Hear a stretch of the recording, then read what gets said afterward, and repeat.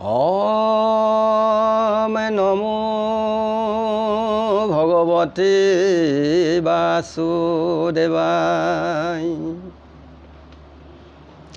मुतो होते हुए सरासर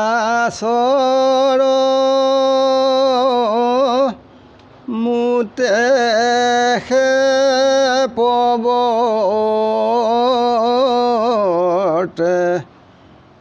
নিৰন্তৰ ইহাক অৰ্জুন জানে যি মহাজন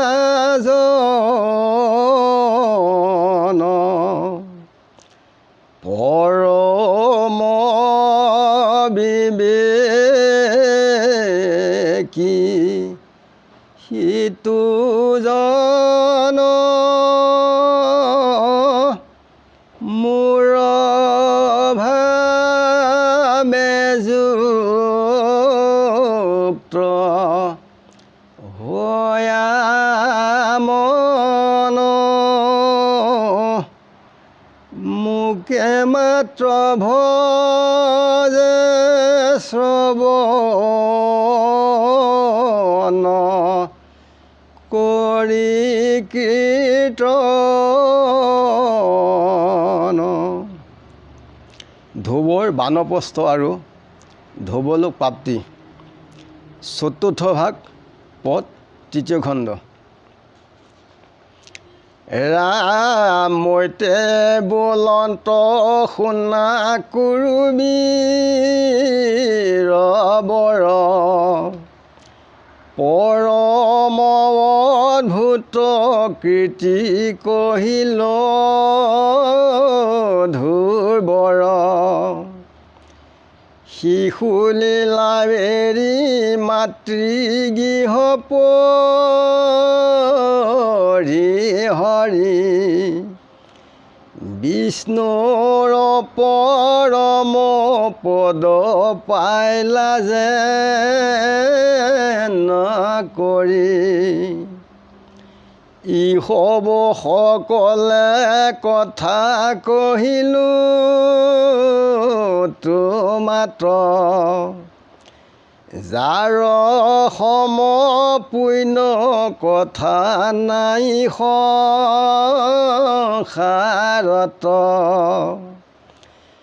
আশ্চৰ্য মহিমা মৃত্যু ধ্ৰুৱৰ আখ্যান জানা কুৰপতি সমাপতি হিমান নমো নমো পৰম মংগল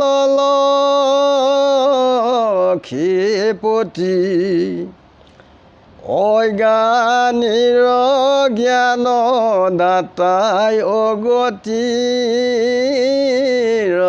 গতি যাহাৰ সেৱাত তৰে দুৰ্ঘোৰ সংসাৰ কৰপণি পাত কোটি কোটি নমস্কাৰ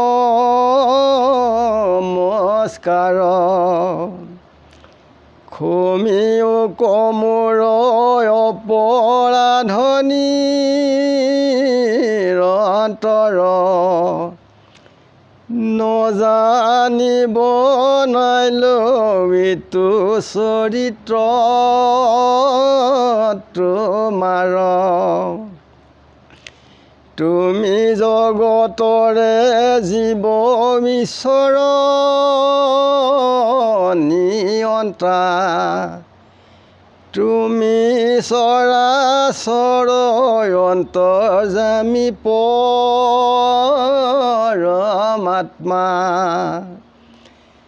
হৃদয়ত থাকি যেন দিলায়ো পদেশ আকে হস্ৰ দীৰ্ঘ ছন্দে ৰচিলো নিশেষ আমি জড় জীৱ তুমি চৈতন্য প্ৰকাশ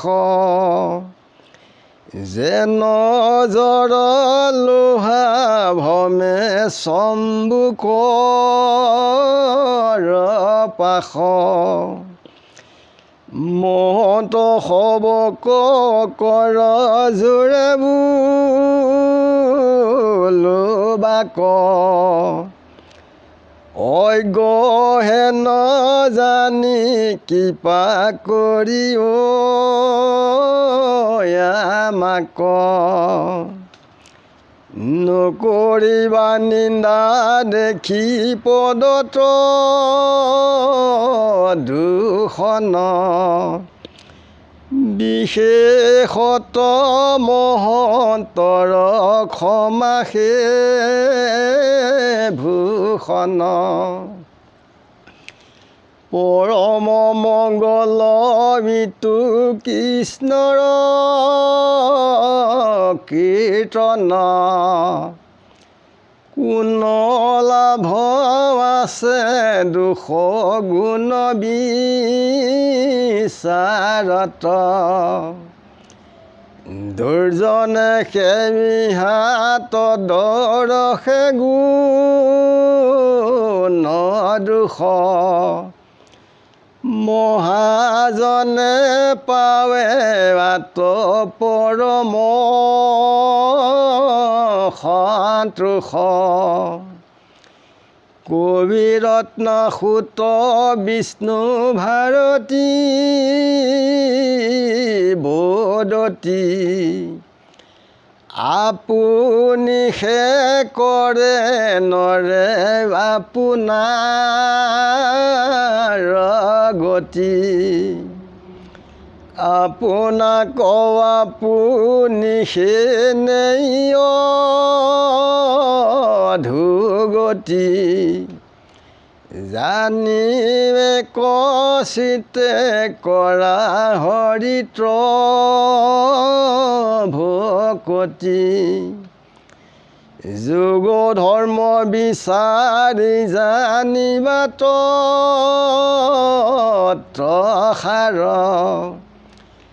কলিত কীৰ্তন বিনে ধৰ্ম নাহি আৰ সত্য যোগে ধ্যান কৰি পাৱে যে নমত তেতা যোগে সেই গতি পাৱ জয়গত পূজা কৰি পাৱে সেই গতি পৰত কলিত পাৱ গতি নাম কীৰ্তনত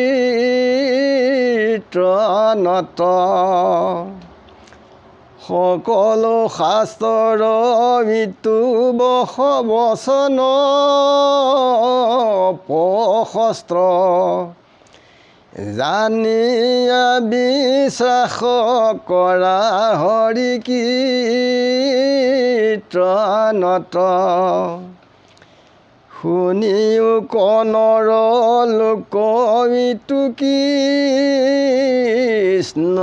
কথা ভাৰত ভূমিত জন্ম নকৰি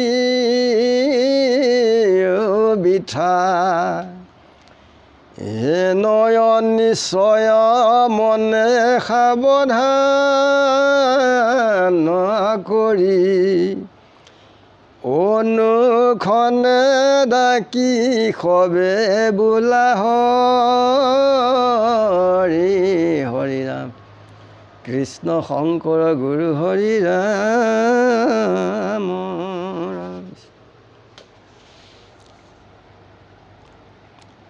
মইতে বিদুৰক কৈছে যে ধ্ৰুৱৰ চৰিত্ৰ বৰ অদ্ভুত আচৰিত তেখেতৰ গুণ চৰিত্ৰ।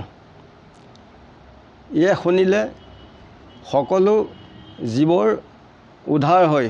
কৃষ্ণৰ কীৰ্তনত ধ্ৰুৱই মাহীমাকৰ যি বজ্ৰবাক্যত তেখেতৰ হৃদয়ত খেল লগা দি লাগিলে, তেখেতে সেই শিশুলীলা এৰি পেলাই, এই মাতৃগৃহ এৰি পেলাই ঈশ্বৰ কৃষ্ণক আৰাধনা কৰি পৰম পদ লাভ কৰিলে। যে ইয়াৰ সমান পুণ্য কথা এই সংসাৰত আনত নাই। ই পৰম আশ্চৰ্য ধ্ৰুৱৰ উপাখ্যান।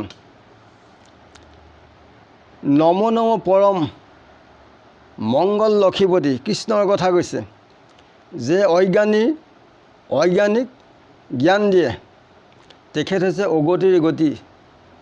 যে দুষ্টক দমন কৰে, সন্তক পালন কৰে। তেখেতৰ সেৱাত এই দুৰ্ঘোৰ জালযন্ত্ৰণ নিকাৰ পৰা উদ্ধাৰ হ'ব পাৰি। আমি তেখেতক সৰ্বক্ষণে সৰ্বদাই তেখেতক আমি সেৱা কৰিব লাগে।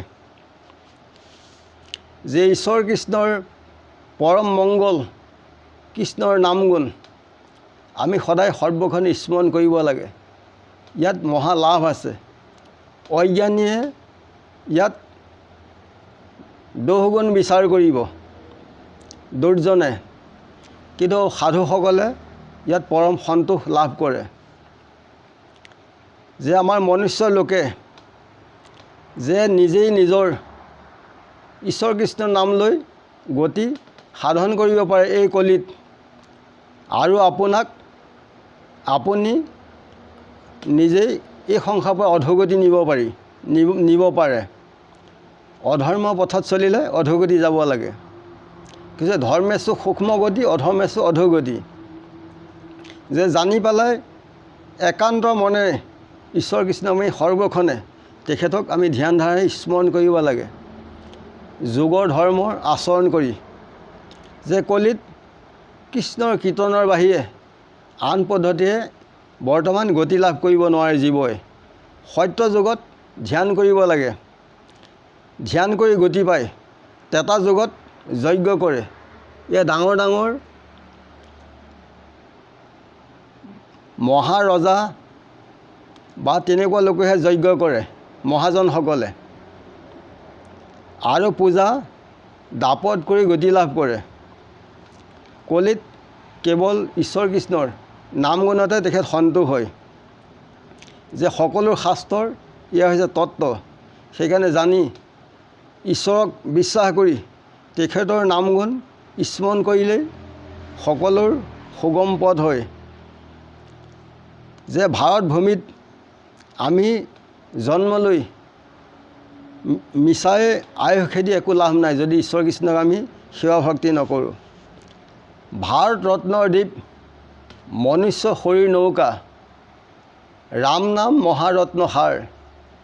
হেনয় বাণিজ্য পায়, যিটোজনে নকৰয়, তাতৰ পৰে দুখী নাহি আৰ।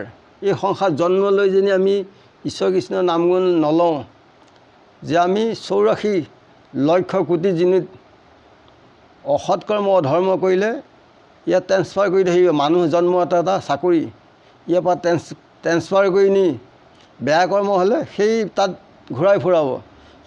সৎ কৰ্ম কৰিলে মনুষ্যতকৈও ঊৰ্ধ্বগতি ভাল ঠাই পায়। সেইকাৰণে ঈশ্বৰ সিদ্ধি আগবাঢ়িলে উত্তম হয়। যে আমি সদায় সাৱধান মনে খটাংগৰ দৰে আমি ঈশ্বৰ কৃষ্ণত ভক্তি কৰিব লাগে। ব্ৰত তপ তীৰ্থ যজ্ঞ দান জ্ঞান, যত মহাযোগ জাগ, জাতি কুলাচাৰ, স্বধৰ্ম সন্যাসে কৃষ্ণক নপৰিলাগ। তব্য তীৰ্থ মহাযোগ আচাৰ, নিজৰ কুল আচাৰ ধৰ্ময়ো ঈশ্বৰ কৃষ্ণক নাপায়। তেতিয়াহ'লে কি পদ্ধতিৰে পোৱা যায়? শ্ৰৱণে কীৰ্তনে যিটো অনুক্ষণে, ভজৈ মহাভক্তিভাৱে, শিশি মহাজনে অপয়াসে সুখে হাততে মুকুতি পায়। এনে মাধ্যমে আমি সকলোৱে আগবাঢ়িলে বৰ্তমানৰ পৰজন্মৰ কাৰণে মংগল হয়। ইমানতে সবৰ চৰণ সেৱা জনাই আজিলৈ ৰাখিছোঁ। গুৰু কৃষ্ণ কৃষ্ণ মহাবীৰ হৃদয়ানন্দ কৃষ্ণ কৃষ্ণ গুৰু কৃষ্ণ।